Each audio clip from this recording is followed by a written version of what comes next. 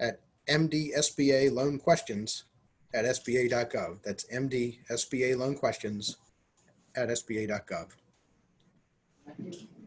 Assistance is also being provided through our Economic Injury Disaster, or EIDL loan, which are direct loans from the SBA, one of the very few places that the SBA does direct lending.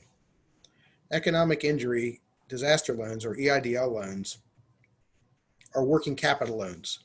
Proceeds can be used to pay fixed expenses, payroll, accounts payable, and other bills that cannot be paid because of the disaster's impact. They cannot, however, be used to refinance pre-existing debt. So you're not allowed to use the EIDL loan to refinance pre-existing debt. These are low interest, long-term loans of up to $2 million. The first payments are deferred for 12 months. They carry a fixed interest rate of 3.75% and a maximum term of 30 years. If you're a nonprofit, by the way, it's 2.75. Hang on one second. I'll call you back. Small businesses, including sole proprietors and certain nonprofits, may apply. You can apply for EIDL loans directly through SBA at www.covid19relief.sba.gov. And again, all this will be provided in the slide deck. If you've already applied for an EIDL loan and have questions about existing applications or to check the status of an application, email SBA's Office of Disaster Assistance at disastercustomerservice@sba.gov. That's disastercustomerservice@sba.gov. Or you can also call them at 800-659-2955, 800-659-2955. They're open 7 days a week, and if you call them, either call between 8 and 9 a.m. or 7 and 8 p.m. because if you call in the middle of the day, they're going to have a lot of people on hold, and it'll take you a little longer to get through. Also, don't be afraid if you hear there's 700 people in the queue. They've got like 700 people on the phones. So the phone moves fairly quickly when you get on hold. If you need additional assistance or have general business questions, free one-on-one business counseling is available through SBA Resource Partners, SCORE, the Maryland Small Business Development Center, and the Women's Business Centers. Adhering to social distancing requirements, all counseling sessions are being conducted by phone or video conference. Visit www.sba.gov and select local assistance to find a counselor near you. Also, I encourage you to follow us on Twitter at SBA_Baltimore for real-time updates, or visit sba.gov/disaster for new information. In closing, I'd like to thank Leonardo and your staff for the opportunity to share information with you today. And let's see. I guess we can go to the slide deck real quick if you like. Let's see. So we've got small business assistance in response to COVID. And again, this is sort of a recap of the stuff that I just went through. We've got the Paycheck Protection Plan and the EIDL loans. Again, Paycheck Protection Plan is designed as an incentive to keep employees at work with their employers paying the wages. And the wage portion will be forgiven for the 8-week period if it's used. There's the link for consult with existing bank or visit sba.gov. As far as who can apply, again, there's a breakout: employers with up to 500 employees, sole proprietorships. You can be an Uber driver, you can be a self-employed real estate agent, you can be an appraiser, you can be a tax person, you can be whatever, whatever it is. Pretty much any business is eligible. And then check the SBA size standard. That's going to be important. Businesses such as hospitality and food with more than one location could be eligible if they have locations and employees less than 500 workers. So basically, you've got an 8-week portion of payroll, and you've got 24 weeks to use up the 8 weeks. Loans are deferred for 6 months, no collateral, no personal guarantees, and no fees. And forgiveness is based on quickly rehiring and maintaining employment levels. This is an old slide deck, so it says 2 years. It's now a 5-year term. Deadline is August 8th. And you can email us with questions.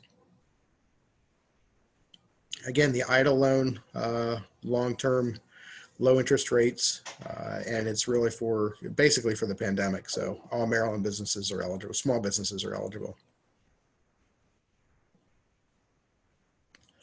Check the SBA side standards again. Small agricultural cooperatives and aquaculture, and then private nonprofits are also eligible regardless of size.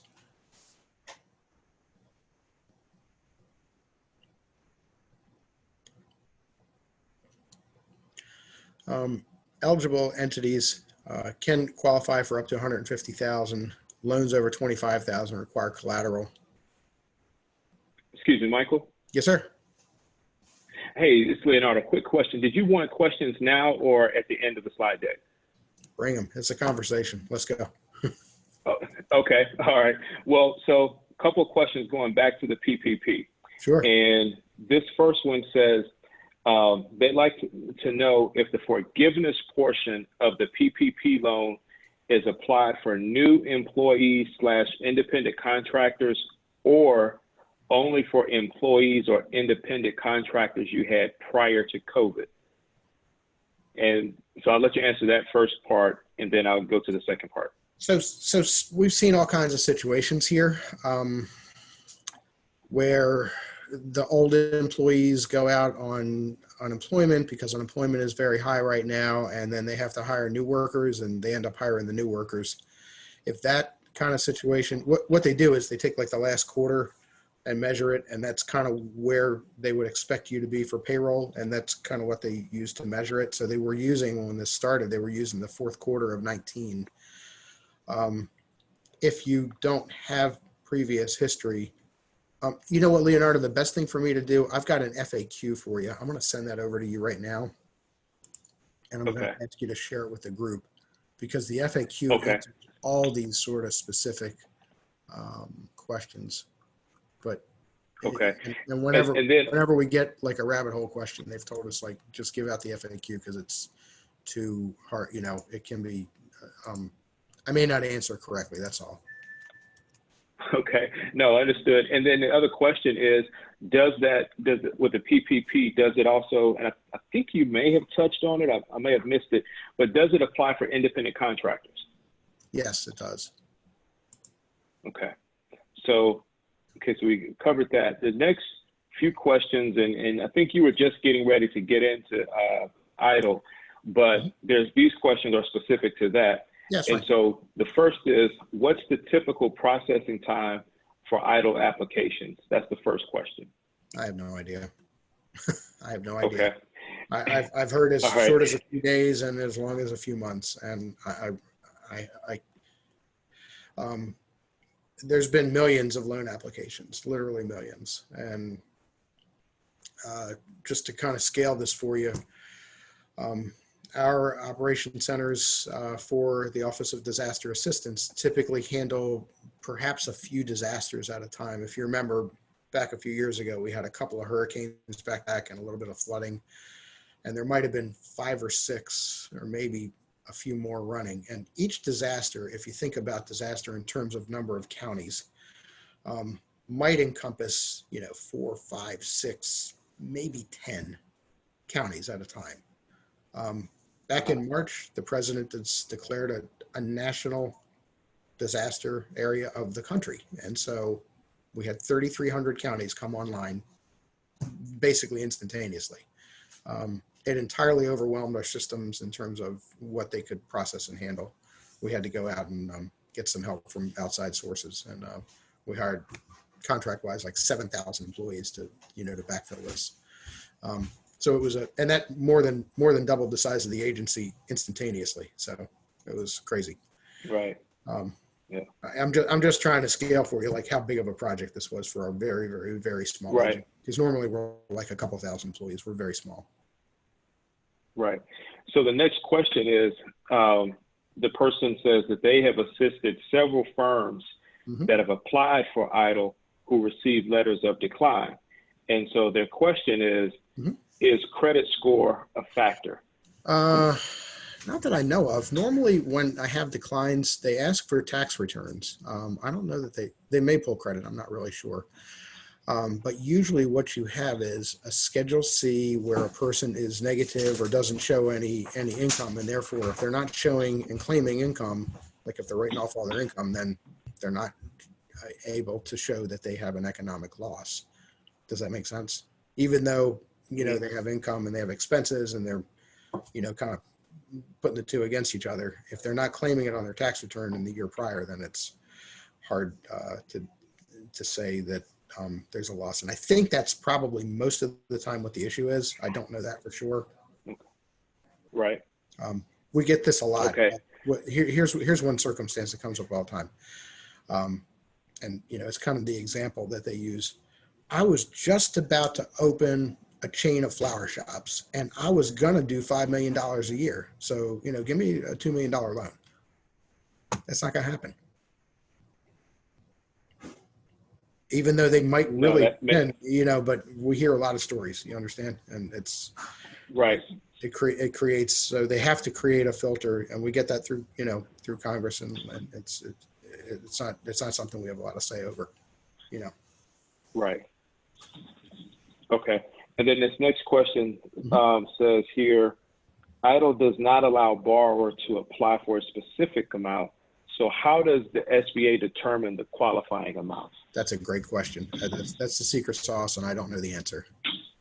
They do have an algorithm. Okay. That I do know that they have an algorithm. And I have seen fairly large EIDL loans.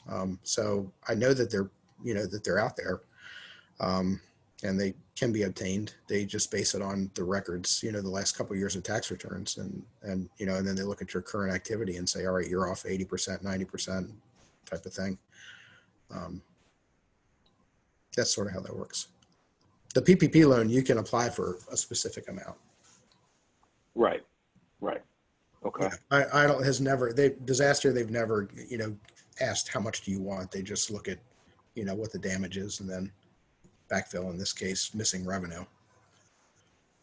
And so maybe this is a good question just for, in the general sense. So with EIDL, this isn't anything new in terms of SBA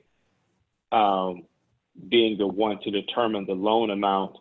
Because I think some of the things that have certainly circulated around makes it seem as if this is perhaps something new, but ultimately the EIDL loan program has always been, at least from what it sounds like, the EIDL loan has always been where SBA determines the amount of the loan as opposed to the borrower.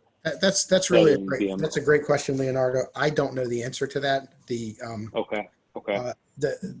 Office of Disaster Assistance, right? I mean, and I'm just picturing like the hurricane they had in the Keys a couple years back, where the level of damage could vary greatly. You know, so not only do you have a lack of revenue, like EIDL type thing, but you've also got like storm damage where a person's, you know, marina bar might have been knocked out or something, and they got to, you know, go rebuild that. So that would have like, to me, that would have like a specific amount of money they would need, I think.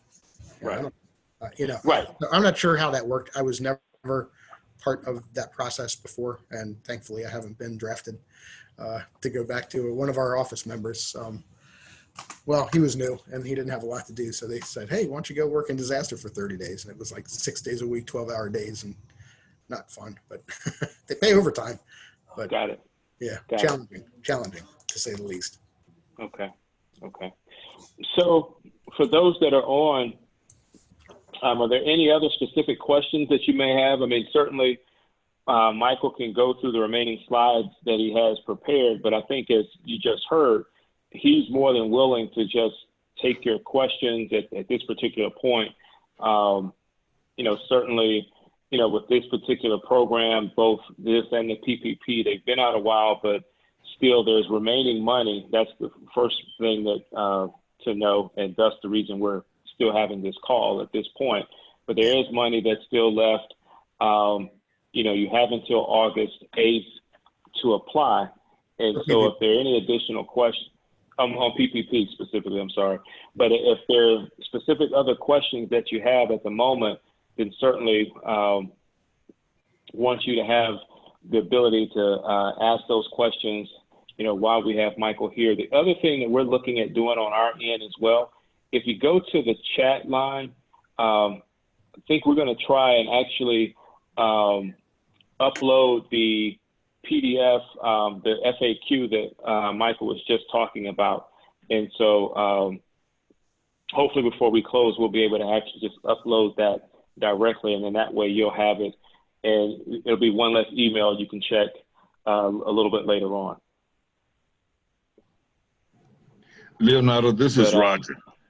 I do have several questions when you're ready. Hey, let's go.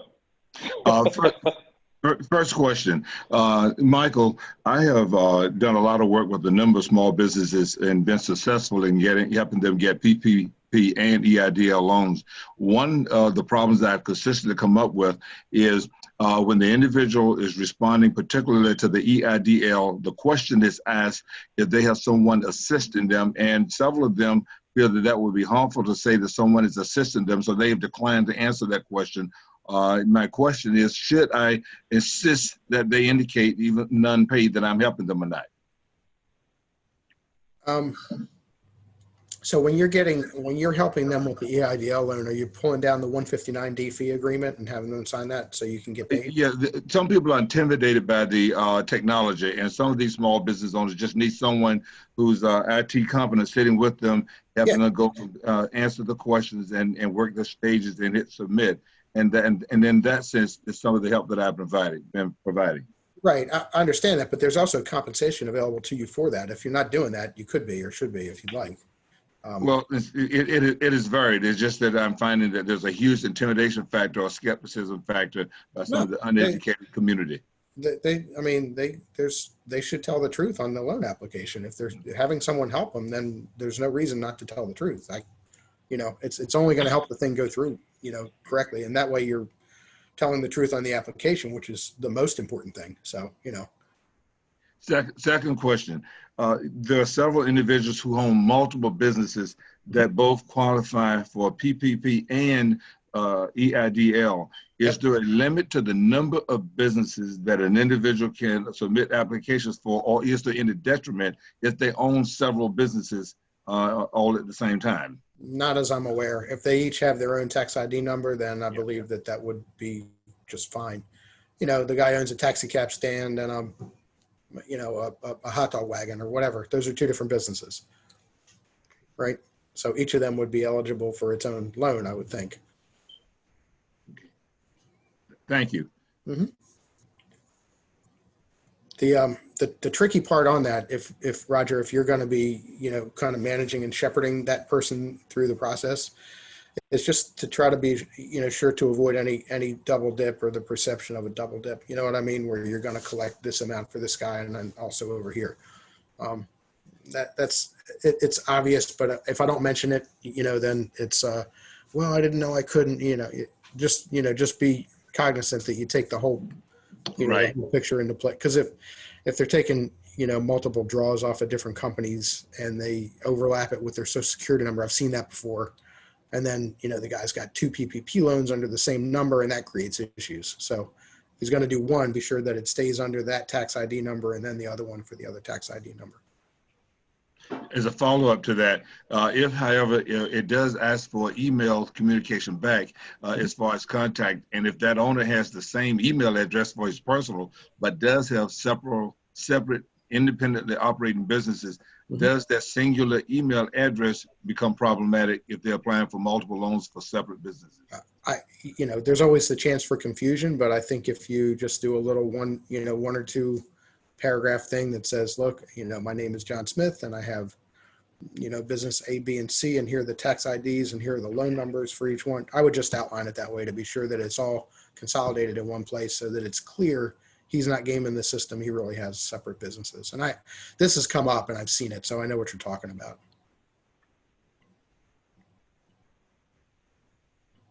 Great, thank you. Other questions?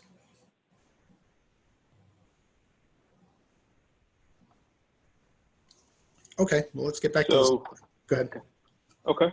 No, I was just going to say, we can go back to the slide deck. I'll turn it back to you, Michael. Thanks, Leonardo. So here we are with EIDL. How much can I apply for? Loan amounts up to 150, and then loans over 25,000 do require collateral. Interest rates and the terms. And again, you know, you're talking 375 and 275 for nonprofits. Terms up to 30 years, and the first payment's due 12 months later. So here's the thing that I would encourage most business owners, and Roger, if you're talking to your clients, or Leonardo, if you're talking to your constituents that aren't on this call, here's the important part of this. We are in the middle of a pandemic that has an unknown end, okay? We don't know, you know, we thought we were sort of heading out of this thing, and now we're seeing spikes and dips and all kinds of stuff going on. And I'm hearing yesterday that Maryland's closing restaurants again and stuff. So, you know, this isn't over, and we're not done. And a lot of business owners I've talked to are like, yeah, I don't need the money. I'll be all right. The fact is, you don't know what you're going to need. And it's a really good idea to go ahead and apply for one of these loans, raise up your capital a little bit. And if it's due in 12 months and you find that we're out of this pandemic in 12 months and everything's back to normal, quote unquote, give the money back. But for right now, it's a great idea for people to be raising cash, okay? You know, a lot of dry powder is not going to hurt anybody right now. And that's a really, really important thing, especially with, I've had people, you know, I've been on the phones for a lot in the last 4 months, and there has been a lot of errors with people not taking money when they should, and they've later regretted it. So I'm just trying to tell you and share with you the things that I've seen in the marketplace, and it's a really good idea for those that aren't sure if they're going to need it to go ahead and take it. There's not a cost to it, and as long as they pay it back before the first payment's due, it's a zero impact deal for them. So having a little extra money in the bank isn't going to hurt anything. It's not like they're making interest on it or anything. They're just having it there in case suddenly their biggest client dries up and they don't have any more revenue. And, you know, that can happen. Michael, this is Roger again with a question. I don't want your eyes to glaze over, but I have to ask this technical one. No because problem. I faced it. Several parties that have applied for the PPP are now concerned that when the forgiveness portion comes, they're going to have the tax implication. Is there any way that they can manage to have the decision on the forgiveness take place in 2021 so that it hits the 2021 tax year, or do they have a decision made right away that's going to hit this year where all the uncertainty still exists? That's a great question. We did just last night, and I say last night, it was after we got off our shift last night. We got some guidance. It's an 8-pager, and I will be sharing that, Roger. I'm gonna send it out to Leonardo. He can bounce it out to the group. With how this 8-page forgiveness thing works, I do not know the answer to that question. That's a great question. And what if there is tax implication? What the tax implication is going to be?